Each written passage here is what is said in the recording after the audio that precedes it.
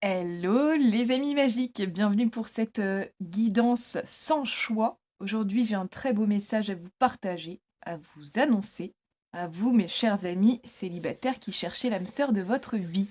Comme tu le vois, j'ai déjà fait la distribution, je te mets ça en miniature accélérée. Donc je te dis les cartes et on voit mon interprétation. Nous avons la carte réconciliation qui nous dit que quelqu'un de ton passé est en train ou va bientôt revenir dans ta vie. Je me dois de préciser les amis. On ne parle pas d'un ex toxique ici. On parle d'une âme que tu as connue dans d'autres vies pour la grande majorité d'entre vous.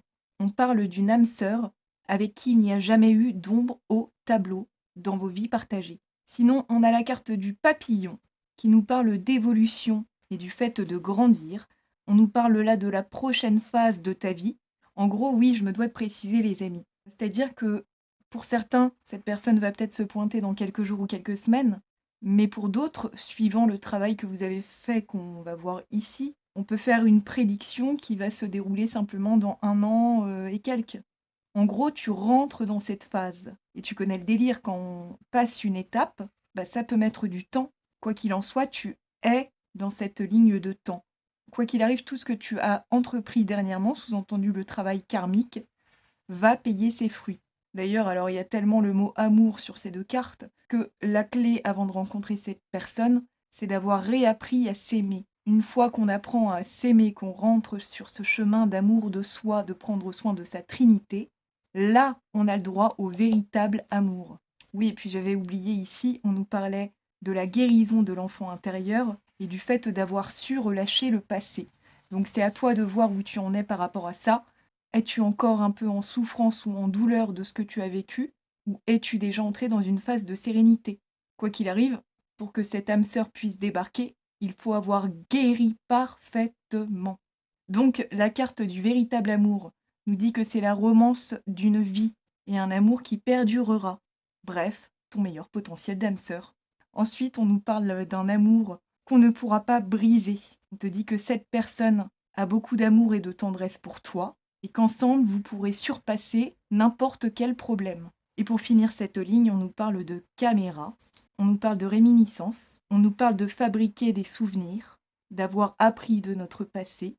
Ah, et info très intéressante pour finir, la perception. En gros, par le passé, que ce soit du point de vue amical ou véritablement amoureux, bah tu voyais un peu flou. Donc t'as attiré à toi des âmes karmiques. Le but, c'était que tu réapprennes à voir les choses telles qu'elles sont et non pas telles qu'on te les présente. En gros, cette personne-là, tu la verras clairement dès la rencontre. Et tes guides me confirment. Et du fait de cette réminiscence, il y a de fortes chances pour que tu rêves de lui. Si vous avez des flashs médiumniques, il se peut que tu aies des flashs. Quand il ou elle débarquera dans ta vie, ça peut être quelques semaines avant ou au moment de la rencontre, des souvenirs d'âme remonteront à toi, des rêves bien particuliers. Suivant tes dons, peut-être que tu entendras, il y aura peut-être des musiques qui viendront à toi, qui te passeront des messages pleins d'amour. Tu verras des signes très parlants en tout cas. Ensuite, alors c'est la fête du tournesol avec le 6 de denier, le cavalier de denier, la reine de coupe, le 5 de bâton, le 10 d'épée et le 7 de denier. Ce que j'aime bien dans cette ligne, c'est que les 4 dernières représentent les 4 familles de tarot, les 4 éléments, eau, feu, air, terre. Donc en gros, tu vois, comme je te disais tout à l'heure, tu es dans cette ligne de temps. Quoi qu'il arrive, tu vas la trouver. Mais avant de la trouver, faut la nommer, faut nommer les qualités de cette personne, ce que tu attends de lui ou d'elle. En gros, les qualités indispensables. Quoi qu'il arrive, cette personne est représentée par le tournesol, qui lui-même est représentatif de la reine de bâton. On nous parle donc de quelqu'un d'entreprenant, de volontaire, quelqu'un qui n'a pas eu peur de se lancer dans l'action, c'est quelqu'un qui sait compter sur lui ou sur elle. En gros, ce n'est pas du tout quelqu'un qui sera dans une dépendance affective ou financière ou quoi que ce soit. D'ailleurs, c'est rigolo parce que sur le 6 de denier, ça nous parle du donner-recevoir, cette carte-là. Donc c'est quelqu'un qui a réussi à parfaitement équilibrer cette notion chez lui ou chez elle. C'est quelqu'un qui sait donner, mais qui ne donne pas à outrance. Et c'est quelqu'un qui a appris à recevoir. Il y a l'énergie du 8 autour de tous ces tournesols. En gros, c'est quelqu'un de sélectif, qui ne laisse pas n'importe qui rentrer dans son cercle, dans son intimité. C'est quelqu'un qui ne sera absolument pas dans sa jalousie, mais ce sera quelqu'un qui met déjà la main à la pâte. C'est quelqu'un qui a appris à céder et appris à s'aimer. Ce sera quelqu'un aussi, beaucoup dans l'entraide. Oui, ça va avec cette idée de donner-recevoir. Suivant ce que cette personne possède, ce sera quelqu'un qui aura tendance à partager ce qu'il a. Encore une fois, pas à outrance, dans la juste dose. Ce sera quelqu'un qui aura plaisir à partager ses savoirs et à partager ses ressources avec les bonnes personnes. Mais ce sera vraiment quelqu'un qui aura appris à préserver son énergie, à préserver sa force vitale. Cavalier de denier, oui, ça nous dit aussi lentement mais sûrement. Donc ne sois pas impatient de ce que je te dis aujourd'hui, de ce que je t'annonce. Le principal, c'est d'arriver vraiment au sommet de la guérison. Ton objectif premier, ça ne doit pas être de rencontrer cette personne. Ton objectif premier, ça doit être d'aller au bout de cette étape de guérison.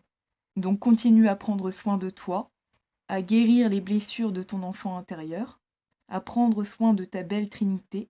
Et cette reine de coupe-là, qui te représente, que tu sois un homme ou une femme, on voit beaucoup d'énergie autour de toi. Donc ça nous parle aussi de la compréhension de ta propre alchimie.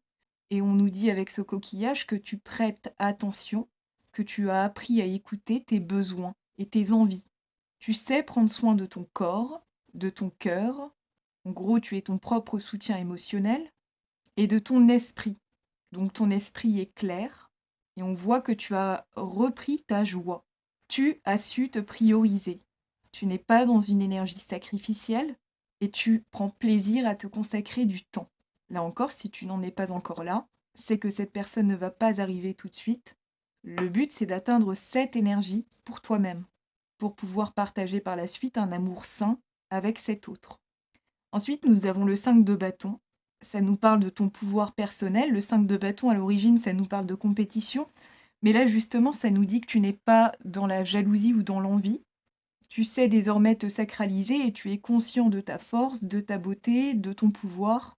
Donc tu souhaites aux autres gens qui te ressemblent, les gens qui se sont pris en main, tu leur souhaites ce même succès que tu te souhaites à toi-même. Pour toucher à notre succès, pour être dans notre phase de réussite, il faut réapprendre à se voir tel qu'on est. Donc, sur ce 5 de bâton, on voit quelqu'un qui a confiance en lui ou en elle. Quelqu'un qui véritablement est prêt à faire la magie. Donc, sous-entendu, pour rencontrer cette personne, il faut que tu réintègres parfaitement ton âme. Donc, ce qui signifie ne plus être dans des schémas répétitifs, savoir distinguer une âme qui serait dharmique pour toi ou une âme qui serait karmique. Puis c'est vrai qu'avec celle-ci, là, on dirait un peu la flèche au niveau de la corne de licorne. Donc tu as repris ton troisième œil en main. Mais pas que ton troisième œil, parce que là, alors non seulement sur celle-ci, on parle de l'action parce qu'on voit l'idée du mouvement. Donc comme je te disais avec celle-ci, tu mets véritablement la main à la pâte pour réussir dans ta vie, pour être heureux, etc. Mais sur celle-ci, on voit vraiment un focus sur les chakras yin, portés par un yang en plus. Donc vraiment, on nous parle d'un être guéri des pieds à la tête, là. Et là, on voit que les flèches touchent des points très particuliers au niveau de ton yin. Entre le yin et le yang, il y a le cœur. Donc on voit qu'il y a 3 flèches dans le cœur, mais ces flèches sont dorées. Le fait qu'il y en ait 3, ça nous parle de ton cœur qui fut brisé, mais de ton cœur qui aujourd'hui est guéri. Enfin, pour rencontrer cette personne. Ton cœur est parfaitement guéri. On voit une flèche au niveau de la gorge, donc tu n'as plus de problème d'expression, tu sais exprimer tes envies, tes besoins, ta volonté, tu maîtrises à nouveau ta communication. Et puis le reste, c'est au niveau du visage, au niveau de la couronne. Je vois qu'il y en a une qui est dans la mâchoire, une qui est dans l'oreille. La mâchoire, c'est l'idée là encore de savoir choisir ses mots, mais de ne pas non plus mâcher ses mots. C'est-à-dire que si tu penses que quelqu'un se fout de ta gueule, c'est savoir dire à cette personne, tu te fous de ma gueule. Donc en gros, là, on imagine quelqu'un qui a passé vraiment sa phase karmique et qui n'a plus peur de s'exprimer, qui sait désormais ce qu'il voit, qui entend désormais clairement les autres. Donc clairvoyance, clairaudience, pour le ou la rencontrer, les 2 là doivent être acquis. Tes guides me confirment. Et sinon, le reste, c'est au niveau de la couronne. Et la couronne, ça nous dit: je sais que je sais, mais je sais aussi que je ne sais pas tout. Donc tu as récupéré certains savoirs qui sont indispensables pour la suite du chemin. Il y a certaines connaissances qui ne te quittent plus désormais. Et le 7 de denier, on te voit avec ta brouette. C'est l'idée de fournir des efforts pour le collectif, pour soi-même évidemment. C'est l'idée un peu d'avoir réussi à nommer, à trouver sa mission d'âme. Donc pour le ou pour la rencontrer, en gros, t'as guéri de ton passé, tu sais t'ancrer dans l'instant présent, et tu sais désormais investir sur toi et ton avenir. Sachant que tes ambitions personnelles, je pense très probablement qu'elles auront un impact sur le collectif. Tu as envie de mener des projets à bien, et ces projets-là ne seront pas bons que pour toi, ils seront bons, indispensables, pour tout un collectif de personnes.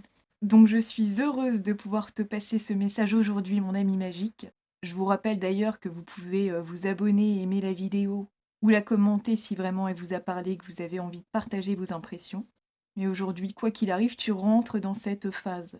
Alors continue ce magnifique travail sur toi. Et pour ceux et celles qui auraient besoin d'aide pour avancer sur ce chemin d'éveil, évidemment, je rappelle que je propose des guidances personnelles. Donc si tu as besoin d'une sorte de feuille de route pour avancer tranquillement vers ce point de destination qui est l'amour véritable, n'hésite pas à me contacter à juliecorndesétoiles@hotmail.com. Donc les amis, n'hésitez pas de temps en temps à méditer en pensant à cet amour qui débarque.